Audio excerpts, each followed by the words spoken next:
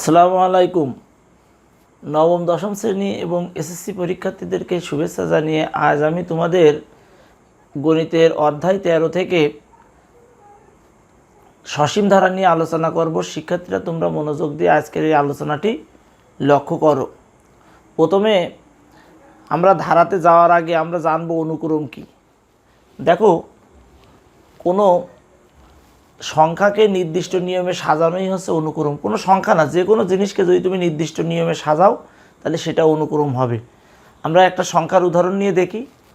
দেখো, মনে করো 1, 3, 5, 7 এভাবে আমরা অসীম পর্যন্ত গেলাম। এখানে আমরা কি নির্দিষ্ট নিয়মে সাজালাম? এখানে আমরা বিজোড় সংখ্যাগুলো নিলাম, তাহলে একটি অনুক্রম। আবার যদি এমন হয়, মনে করো 3, 5, 7, 11, 13, এটাও কিন্তু একটা অনুক্রম। এই অনুক্রমটা কিসের? এখানে নির্দিষ্ট নিয়মে সাজানো বলতে এখানে আমরা বোঝাতে চাচ্ছি এখানে আমি সব প্রাইম নাম্বারগুলো বসাইছি, অর্থাৎ মৌলিক সংখ্যাগুলো বসাইছি, তাহলে এটাও একটা অনুক্রম। আবার কেমন হতে পারে দেখো, মনে করো 2, 4, 8, 16, এটাও একটা অনুক্রম। এই অনুক্রমটা কেমন দেখো, এইটাকে 2 দ্বারা গুণ করলে এইটা পাওয়া যায়, এইটাকে 2 দ্বারা গুণ করলে এইটা পাওয়া যায়, এটাকে 2 দ্বারা গুণ করলে এটা পাওয়া যায়। তো এটা এক ধরনের অনুক্রম। তাহলে অনুক্রম বলতে আমরা নির্দিষ্ট নিয়মে সাজালেই হবে। এখন ধারা কি? তুমি যদি এই অনুক্রমের মাঝখানের এই কমাগুলো ডিলিট করে, অর্থাৎ মুছে দিয়ে, ধরো কমাগুলো আমরা সব বাতিল করে দিলাম, এই কমাগুলো এটা বাদ দিয়ে দিয়ে এইটা দুটো দেখায় আমরা, ধরো এই কমাগুলো সব বাদ। এবার আমরা কমার বদলে এখানে প্লাস চিহ্ন দিলাম, এই প্লাস, তাহলে এটা ধারা হয়ে গেল। এখানেও প্লাস দিলাম, এটা ধারা হয়ে গেল। তাহলে অনুক্রম ও ধারার ভিতরে পার্থক্য আছে, শুধু অনুক্রমে কমা থাকবে আর ধারাতে ওই কমাগুলো তুলে দিয়ে আমরা প্লাস চিহ্ন দিব। তাহলে নিশ্চয়ই অনুক্রম এবং ধারার মধ্যে তোমরা পার্থক্য বুঝতে পেরেছো। এখন আসে ধরো সসীম ধারা কি? যে ধারার পদ সংখ্যা নির্দিষ্ট, সেটা হচ্ছে সসীম ধারা। মনে করো এটা এই পর্যন্ত আছে 99, তাহলে এটা সসীম ধারা। এভাবে অসীম পর্যন্ত বিস্তৃত আছে, তাহলে এটা অসীম ধারা। তাহলে এটা সসীম ধারা, এটা অসীম ধারা। এখন দেখো এটা কি? এটা বিয়োগ করে করে একই জিনিস পাওয়া যাচ্ছে। বিয়োগ করো, এই দেখো এটা বিয়োগ করলে একই জিনিস পাওয়া যায়।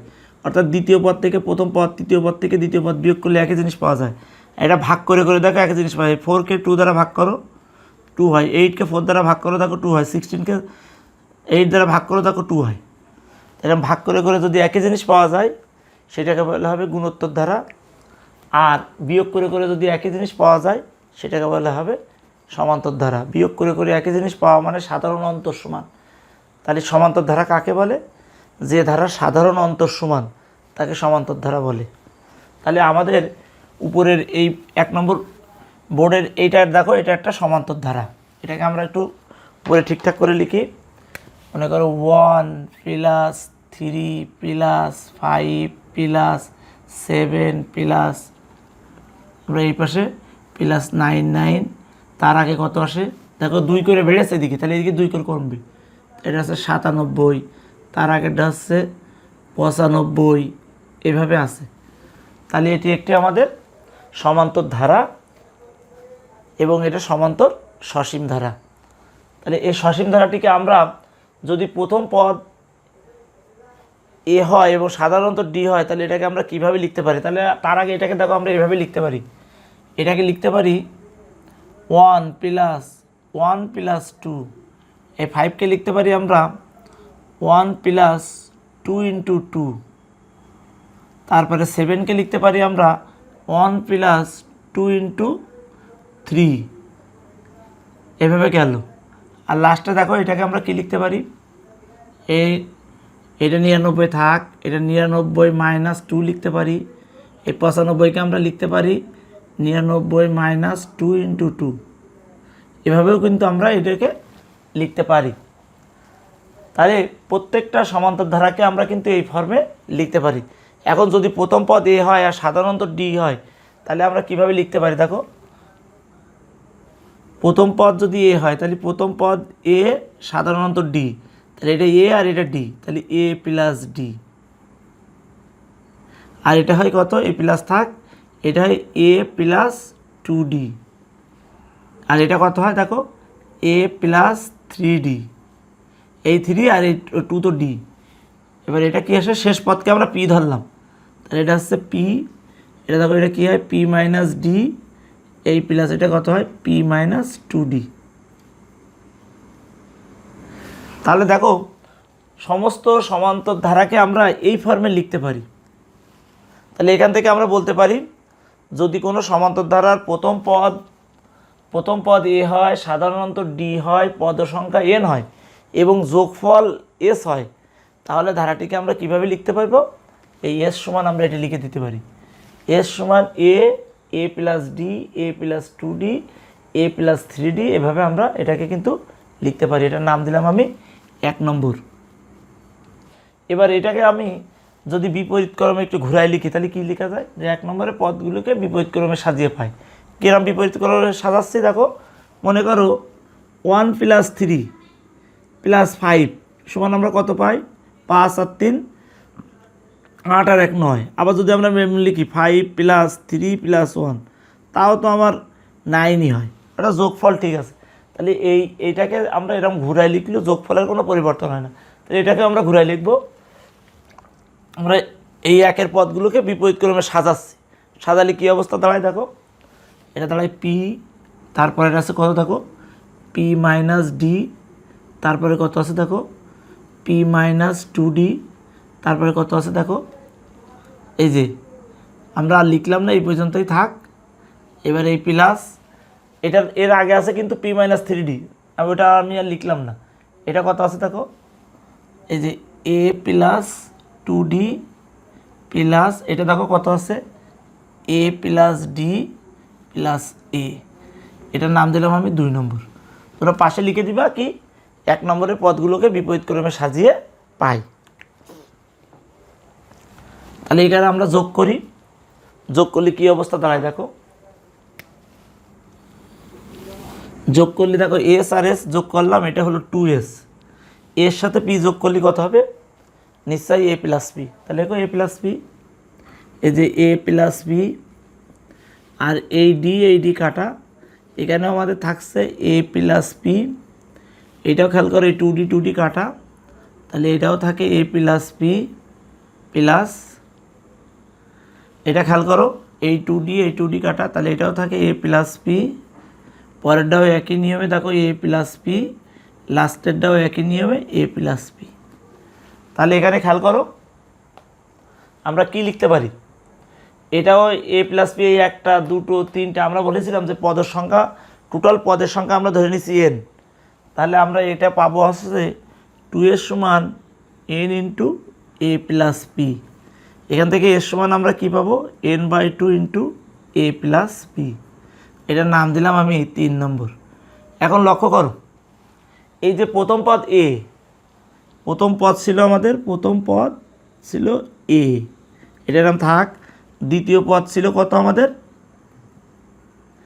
এ প্লাস ডি, তৃতীয় পদ আমাদের কত ছিল দেখো, তৃতীয় পদ এই যে এ প্লাস 2d, তাহলে এ প্লাস 2d। তাহলে এখন দেখো প্রথম পদকে আমরা যদি এভাবে লিখি এ প্লাস 1 মাইনাস 1 ইন্টু ডি, এবার দ্বিতীয় পদকে লিখলাম এ প্লাস 2 মাইনাস 1 ইন্টু ডি। দেখো এটা হিসাব করো এইটাই থাকে, এইটাকে আমরা কি লিখতে পারি এ প্লাস তৃতীয় পদ, তাহলে 3 মাইনাস 1 ইন্টু ডি। দেখো খেয়াল করো তৃতীয় পদ এ প্লাস 2d, এটাকে আমরা এভাবে লিখতে পারি একই নিয়মে। সুতরাং আমরা লিখতে পারি n-তম পদ সমান আমাদের এই ফর্মুলা ফেলাও সমান A plus n minus 1 into D. তাহলে এখানে আমাদের এইটা p-তম পদ বা p-তম পদ, তার তো শেষ পদ। এখন তাহলে শেষ পদ p সমান আমরা কি লিখতে পারি, এই যে শেষ পদ p সমান n-তম পদ, এটি হচ্ছে যে কোনো পদ নির্ণয়ের সূত্র। তাহলে n-তম পদের সূত্র কি A plus n minus 1 into D, যেটি আমি এখানে ব্যাখ্যা করলাম। এবার এই p এর মান 3 বসায় দাও, আমরা একে লিখে দিলাম সংক্ষেপে 3 বিকামস, মানে p এর মান 3 নঙে বসিয়ে পাই তোমরা এমন লিখবা। তাহলে এর সমান কত পাবা n/2, এটাই বসাই দিলাম এই p এর মান A plus n minus 1 into D. সুতরাং আমরা এর সমান পেয়ে গেলাম n/2 into 2a plus n-1 into D. এটা হচ্ছে আমাদের 4 নম্বর। তাহলে যোগফল নির্ণয়ের সূত্র পেলাম আমরা দুটো, আর n-তম পদ নির্ণয়ের সূত্র পেলাম একটি। এই তিনটে সূত্র মূলত আমাদের সমান্তর ধারা থেকে শিখতে হবে। এই তিনটে সূত্র মনে রাখলে আমরা যে কোনো অঙ্ক অনায়াসেই করতে পারবো। তাহলে দেখো এই তিনটে সূত্র প্রয়োগ করে কিভাবে আমরা অঙ্ক করি। আমি দুটো অঙ্ক করে দিচ্ছি, এই নিয়মে আরও অনেক অঙ্ক আছে, তোমরা বাসায় নিজেরা প্র্যাকটিস করবে। তোমরা তোমাদের বইয়ের 13.1-এর 6 নম্বর অঙ্কটি লক্ষ্য করো। সেখানে কি বলা আছে, 8 + 11 + 14 প্লাস এত ধারাটির কোন পদ এত। তা যে কোনো ধারার পদ সংখ্যা নির্ণয়ের সূত্র কি, সেটা কি a + n-1 ইন্টু ডি। তাহলে এখানে এটা সমাধান কিভাবে করবা দেখো, সমাধান লেখো। সমাধান, প্রথম পদ a সমান 8, তারপর সাধারণ অন্তর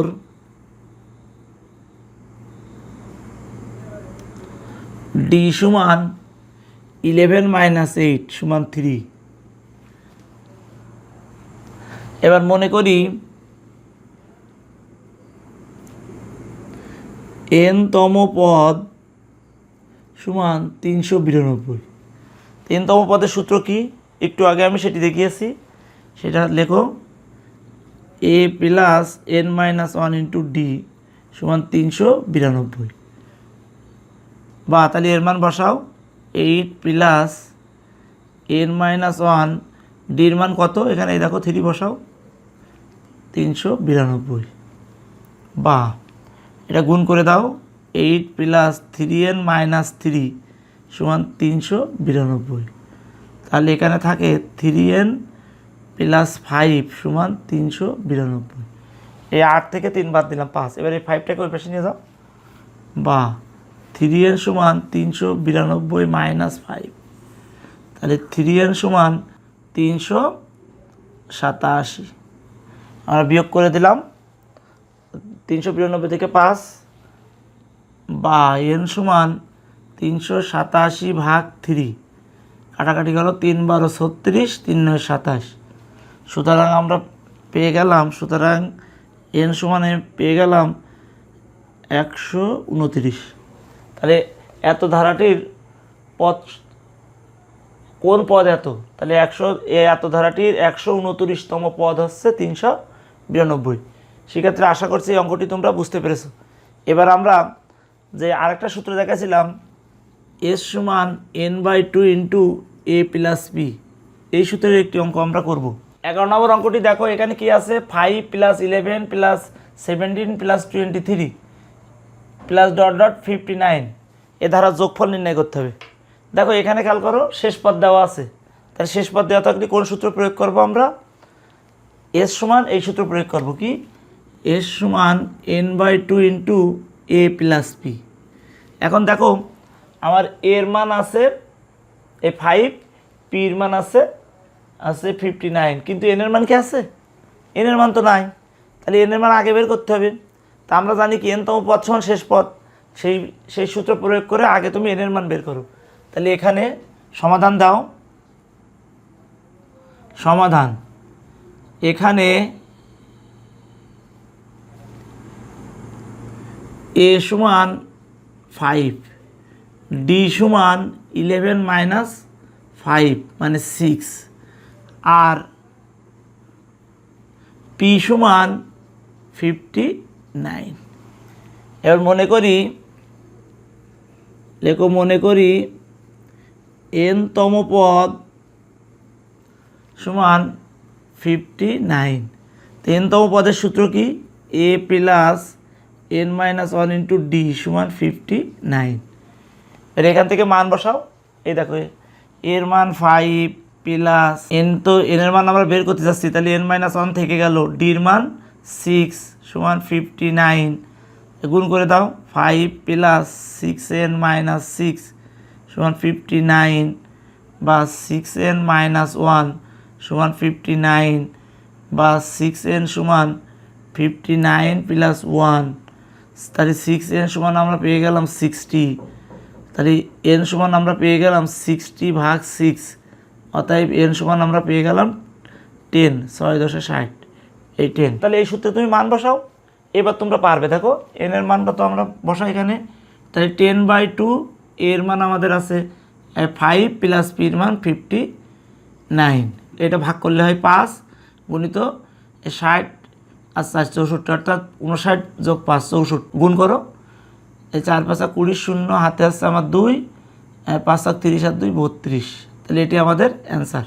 আশা করছি যে আমরা 3 নম্বর যে সূত্রটি দেখাছিলাম এস সমান n/2 ইন্টু এ প্লাস পি, আর একটা সূত্র আমাদের কী ছিল, এই এস সমান n/2 into 2a plus n-1 into D.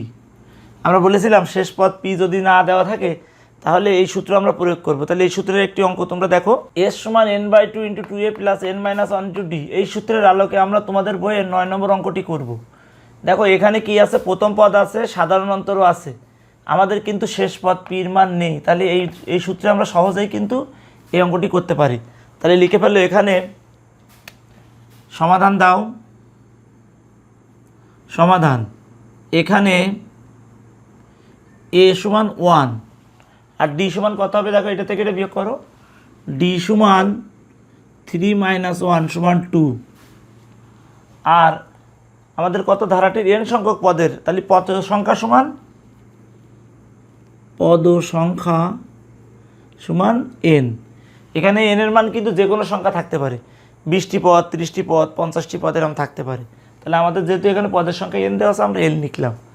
তাহলে এবার এই সূত্রে মান বসাও, এই যে এখানে মান বসে দাও, তাহলে n/2 2 ইন্টু এর মান 1 প্লাস n-1 ডির মান আমাদের 2, এই বসাও, তাহলে n/2, তাই এটা হয় 2 প্লাস 2n-2, এই 2 1 কে 2, এই গুণ করে দিলাম ভিতরে, তাহলে থাকে n/2, এই 2 এই 2 কাটা, গুণন 2n, এই 2 উপরে নিচে ভাগ হয়ে গেল, n গুণ করলে n²।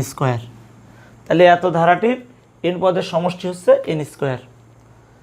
শিক্ষার্থীরা, আজ আমি তোমাদেরকে 13.1 থেকে কিভাবে সমান্তর ধারার যে 3টি সূত্র আছে সেই 3টি সূত্র প্রমাণ করে দেখালাম, পাশাপাশি 3টি সূত্র থেকে 3টি অঙ্ক করে দিলাম। এই জাতীয় অঙ্ক তোমাদের অনুশীলনীতে এবং উদাহরণে আরও আছে, সেই অঙ্কগুলো তোমরা নিজেরা বাসায় প্র্যাকটিস করবে। এবং আজকের এই ক্লাস সহ আরও অন্যান্য যেসব সমস্যা তোমরা উপলব্ধি করবে সেগুলো আমাকে অবশ্যই কমেন্ট করে জানাবে, আমি পরের ক্লাসে সেই সমস্যার সমাধান করে দেব।